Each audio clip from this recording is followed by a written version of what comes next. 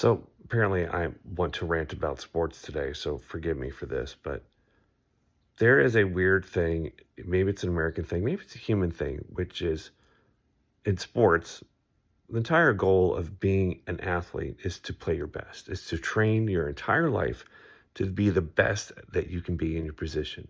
And then you assemble teams of those people who are striving together to be the best team that they can possibly be. That's all of them. They aren't gathering together to do nothing and to be bad and to just, you know, oh, give the college try. They're giving their best to win. And sometimes they don't win and sometimes they do. As a fan of the Kansas City Chiefs since 1985, when my family, when I was a young kid, moved from where we had always lived for generations in the Philadelphia area to Kansas City, my dad decided that in order to feel part of the city, to have something to bond over, that he would buy season tickets to the Kansas City Chiefs, and we would go to every home game. We would leave early from church, which was my favorite Sundays when I could get the fuck out of church, and we'd go to Chiefs games. And they were terrible. They were terrible forever.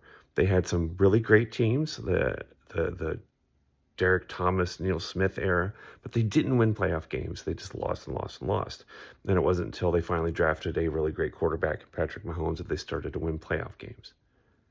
So that's my backstory, is that I'm a long-term Chiefs fan. And even I recognize that there is a weird psychology of wanting your team to be the best and to keep winning. But there is a expiration date, apparently, an unwritten rule of expiration date on how good you can be for how long. And once you exceed that expiration date, everyone sours on you. You've spoiled everyone. They're mad at you now for doing what you've been trained to do, doing what your entire organization is built to do. They want you to stop. Just stop. You should stop now. Stop doing it. Stop it. Knock it off. Stop. Stop it. Stop.